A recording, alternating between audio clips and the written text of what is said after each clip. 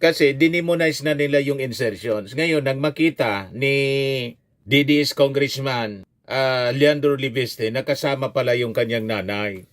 May 1 billion insertion na din pala. Pero anya, medyo maliit anya kasi 1 billion. Yung ibang mga senador anya, 5 billion to 6 billion. Sabi ni Leandro Libiste, hindi man anya lahat ng insertions masama.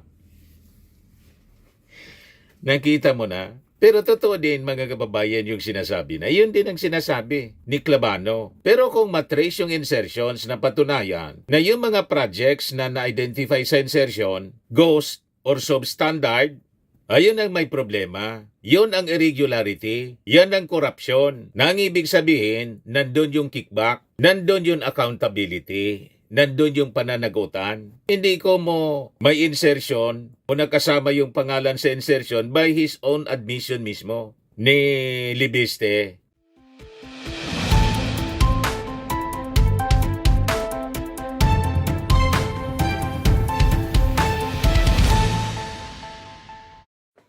Hello po mga kababayan, si Dante Maravillas. O finally, hindi na po makatiis si Assistant Ombudsman Miko Clavano. Nagsalita na tungkol dito sa mga pasiklab ni DDS Congressman Leandro Libeste para linawin ko na yung posisyon ng Ombudsman. At ano ang kanilang tingin dito sa sinasabing Cabral Files na hawak mga kababayan ni DDS Congressman Leandro Libiste na anak ng DDS Senator na si Loren.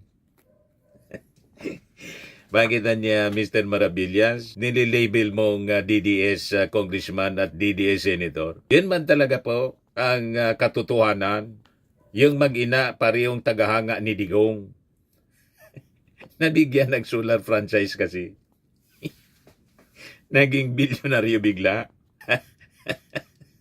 Di ba? Kaya maintindihan natin kung bakit ganito kaingay mga kababayan itong si Libiste. Sabi ni Miko Clavano, Representative Libiste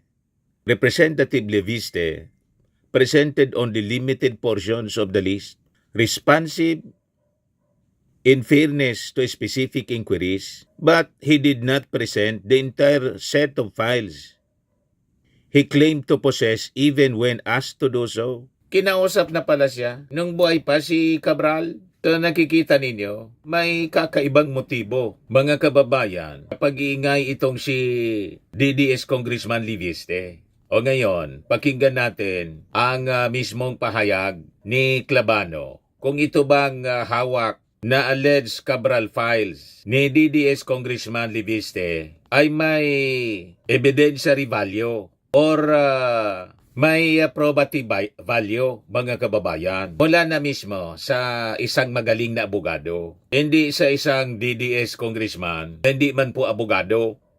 Sige lang ang daldal. Ano ba po? Tapos nagbigay, mga kababayan, ng ultimatum sa DPWH. Sino naman siya na bigay ng ultimatum? Ilabas na anya ninyo. Ilabas mo na yung sayo. Kung naniniwala ka na yung hawak mo na Cabral Files authentic, gusto mo pa nga ang ipa-authenticate sa DPWH. Ikaw ang mag-authenticate. Kinakuha mo kasi yan. Wala ka man authority na possess niyan. Unang-una sabi, puwersahan mo yan na kinuha. So, malamang sa malamang, hindi na yan kapanipaniwala. Anong malay namin? Baka dinoktor na yan. Sabi ni Atty. Garrido, Wilfredo Garrido. So, pakinggan natin ang naging pahayag, mga kababayan, ni Assistant Ombudsman Miko Clavano. Ito po siya sa report ng published by ABS-CBN. Good morning, everybody. I would like to issue the statement on the so-called Cabral Files. I would like to start by saying that the Office of the Ombudsman recognizes the heightened public interest, the commentaries, and even speculation surrounding the so-called Cabral Files. We reiterate that the shared objective of all concerned institutions and even individuals should be very clear at this point. We need to establish facts. We need to uphold transparency, and we need to hold accountable any found to have committed any wrongdoing. So all our actions must lead to these. And so at this point, the office deems it necessary to clarify a few. First of all, the Office of the Ombudsman has actually been approached by multiple sources claiming copies of the supposed Cabral files. These claims underscore and really highlight the importance of distinguishing between original evidence on the one hand and secondary or third-party copies on the other hand. Second, the best and most reliable source of documents are actually the agencies and individuals who had custody, who had control and even authorship of the computers, the storage devices, and the files themselves. Evidence that is derived directly from these sources will naturally carry far greater evidentiary value Correct. than copies that are circulating outside official custody. Tama. Third, the office emphasizes that soft copies of documents held by third parties, especially those in the format of Word or Excel, inherently lose evidentiary credibility Tama. as they are susceptible to alteration, incomplete context, or Correct. manipulation. As such, these materials cannot, by themselves, be treated as conclusive evidence. Tama. Kay kaduda-duda. Kaduda-duda na mga kababayan yung hawak na copy nitong si DDS Congressman Leandro Liviste. After Congressman Leandro Leviste publicly claimed to possess the complete list in the supposed Cabral files, investigators from the Office of the Ombudsman approached him as a matter of prudence and diligence Tinuntan pala siya. while the former Undersecretary Kathy Cabral was still alive and was actually represented Buhay by pa si counsel Cabral. at that time. During this engagement, Congressman Leviste presented only limited portions of the list, responsive, in fairness, to specific inquiries. But he did not present the entire set You of see? files he claimed to possess, even when asked to May do so. kakaiba siyang motibo. This will differ from Bakit the hindi niya Congressman's ni-release lahat public, nang buhay pa si Cabral? statements suggesting that the full Cabral files had already been shown to or reviewed by the Office of the Ombudsman. At present, the Central Processing Unit, or the CPU, is now secured, sealed, and under the custody of the Office of the Ombudsman. And the office considers this a critical development as it allows the investigation to proceed on the basis of an original digital piece of evidence. And so now, as an update, the office is preparing to conduct a digital forensic examination of the CPU of the former USEC. And this will be done transparently and in coordination with the Commission on Audit, Nasa kanila yung original. Silyado na. the Office of the Ombudsman, of course, and the PNP Anti-Cybercrime Group. And this is to ensure the integrity of the whole process. Correct. Finally, the office clarifies that the Cabral files are only one part of the investigation. Alleged insertions that are supposedly in these files still need to be carefully examined to determine whether these projects were actually implemented or if they turned out to be ghost projects. An insertion by itself is not automatically illegal. It Correct. will only become criminal if it is Kasi dinimonize na nila yung insertions. Ngayon, nang makita ni DDS Congressman Leandro Liviste, nakasama pala yung kanyang nanay. May 1 billion insertion na din pala. Pero anya, medyo maliit anya kasi 1 billion. Yung ibang mga senador anya, 5 billion to 6 billion. Sabi ni Leandro Libiste, hindi man na niya lahat ng insertions masama.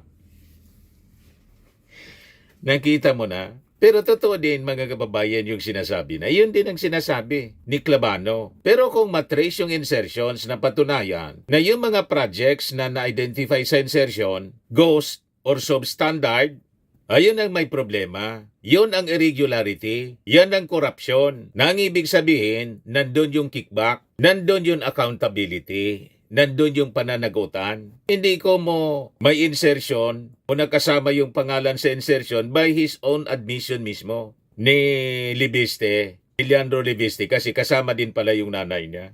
So ano ang problema ninyo ngayon sa insertions? Di ba po? Yun ang punto rito, mga kababayan. Ang nililinaw po ni Miko Clavano. Yan po. Pero ang nakapagtataka, nung buhay pa si Cabral, mga kababayan, pumunta pala sa kanila yung ombudsman. Pagkatapos, di man nirelease mga kababayan, yung complete files ni Cabral. Part lang daw yung nirelease ni Libeste. So anong motibo niya? Pagkatapos ngayon, magre-release siya patingi-tingi. Tapos sasabihan pa niya yung DPWH, mag-release na niya kayo or else ako magre-release. I-release mo na. Ano pang iniintay mo? I-release mo lahat. Tingnan natin kung ano yung i-release mo. Para magkaalaman na. Ano pang hintay mo? I-release mo na. Wala man pumipigil sa yung i-release yan. I-release mo. Pananagutan mo din yan. To involve fraud, misuse of public funds, or non-existent projects. Yun. So the Office of the Ombudsman respectfully asks everybody to allow the investigation to move forward, guided by real facts, credible.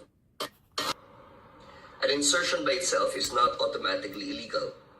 It will only become criminal if it is proven to involve fraud, misuse of public funds, or non-existent projects. Correct. So the Office of the Ombudsman respectfully asks everybody to allow the investigation to move forward, guided by real facts, credible evidence, Tama. and of course, due process. I hope this statement has clarified a few things that may have been muddled in speculation. Maraming salamat po and happy holidays to everybody. Yan ang malinaw na statement po. Hindi ko mo may insertions, may kickback na, may kickback, may irregularity. Kung after na maimbestigahan yung insertions, inimplement yung projects, pero ghost, nakubra na yung kwarta. Ibig sabihin, ninakaw yung kwarta, yung pundo ng bayan, or substandard. Ang ibig sabihin, may kickback na malaki. Yon ang krimen, mga kababayan. Pero yung insertions by itself, it is not a crime. Sabi po ni Franklin Drilon, ang insertion niya ay kaparehas din ng amendment. Ngayon, lumabas yung insertions, 1 billion ni Sara Duterte. Kasama si Pulong, pagkatapos ni Harry Roque. O di ano ang ibig sabihin nito? Sabihin na rin natin na nagnakaw na sila. Di ba? Kaya nga sabi ni Tinio, imbestigahan natin. Ano ang ibig sabihin? Tingnan natin kung yung insertions na 1 billion na implement o hindi. Pag hindi na implement, mga kababayan, nandun yung krimen ng pagnanakaw. Nandun ang krimen ng korupsyon. Yan ang malinaw po. Ginugulo po nila ang issue sa insertions. Para isabit po si Martin Romualdez pati si President Bongbong Marcos. Ginagamit nila sa propaganda. Yan ang mali sa inyo eh. Yun pala, kasama din sa mga insertions yung mga patron ninyo. Yung mga Duterte mismo, may mga insertions. Kasi nga po ito, naging kalakaran na sa matagal ng panahon. Dekada na po na ginagawa nila itong mga insertions na gustong tuldukan ng Marcos administration. Kasi doon nagsisimula ang korupsyon. Dapat pasalamat tayo mga kababayan. Ang nangunguna rito sa pagpapaimbestiga, yung ating Pangulong Bongbong mismo. Ginugulo ninyo. At yung iba, inaagaw yung kredito sa pagpapaimbestiga laban sa korupsyon. Yan ang mali sa inyo. Yan may pagbabanta pang nalalaman si Libiste. Yan Libiste's ultimatum to DISON, confirmed DPWH files release or else. Papalangalanan niya daw yung lahat ng mga proponents. Di pangalanan mo. Yan na. Or face having all the proponents publicly named. Yan ang masama sa pagiging proponent. Nag-propose lang, magnanakaw na.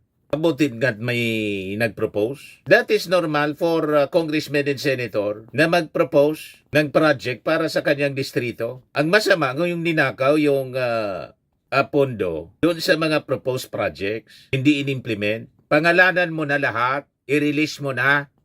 Yan ang challenge sa iyo eh. May pa or else ka pang nalalaman. Sino ang tinatakot mo? I-release mo na lahat. O, di ba? O ngayon, umusok si dating Executive Secretary Lucas Bersamin kasi sumabit din sa budget insertions ng DPWH. I'm aghast and outraged at the insinuations that the TAG-ES found in the so-called Cabral files pertain to me as then Executive Secretary. Sabi po ni Lucas Bersamin, nang sabi, yung allocation 8.3 billion. So nag-deny si Bersamin, hindi niya ako nag-request niyan, endorse, approve, or authorize any DPWH project or budget allocation. Ngayon, nag-react na rin yung Palasyo Malacanang. In a Viber message to reporters, Palace Press Officer Claire Castro said, investigation should continue against anyone involved in the issue, even members of the Marcos cabinet. Sabi po niya, whoever is involved among the cabinet members and has evidence, just continue the investigation to track down the real culprit. The President said, whoever it is, they must be held accountable if they are truly involved. This is already in the hands of investigating bodies like the Ombudsman or the DOJ. Castro's statement was a response to Senate President pro tempore Ping Lacson's remarks on Saturday that former Public Works Secretary Manny Bonoan and at least 4 other members of President Marcos cabinet who allegedly had billions of pesos in allocable funds in the 2025 budget might be summoned by the Senate Blue Ribbon Committee. Why would a department secretary have allocable? Sabi po ni Lacson. Ipatawag na ninyo kahit sinong member ng gabinete ng ating Pangulo. Kasi wala man pong sasantuin yung ating Pangulo. Tinanggal nga pati si Lucas Bersamin. Di ba? Ang ibig sabihin, hindi yan kinokonsinde ng ating Pangulo kung sino man yan. For loss of trust. Tinanggal si Executive Secretary Lucas Bersamin kasi yung pamangkin niya nasabit. O, di ba? Anong ibig sabihin yan? Hindi nangungonsinti po ng maling gawain yung ating Pangulo. Lahat ng sabit, kahit members ng cabinet, imbestigahan yan at tatanggalin niya at kakasuhan yan. Kung kailangan kasuhan, may ebidensyang dapat kasuhan.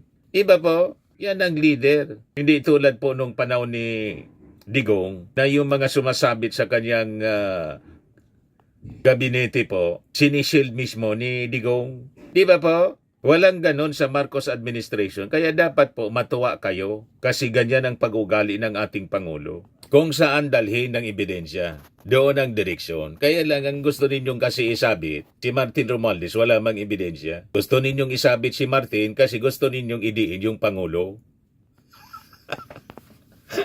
Yan ang minimini nyo na wala man anyang nakukulong na big fish.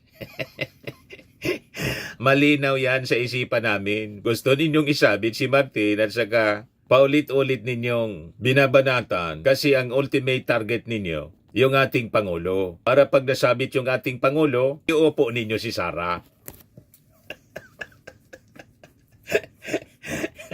Diba? Yan ang pangarap ninyo na mananatiling pangarap. Hanggang 2028 na lang kayong mangangarap at malamang si Sara hindi man mananalo po sa hindi man po mananalo sa eleksyon. Panalo lang siya sa mga DDS. Hindi nga ninyo naisagawa yung mga rallies ninyong gusto ninyo mag people power. Kasi ang natira na lang sa inyo, kilikili power. Kilikili power, hindi people power. Maingay lang kayo sa social media. O, di ba po?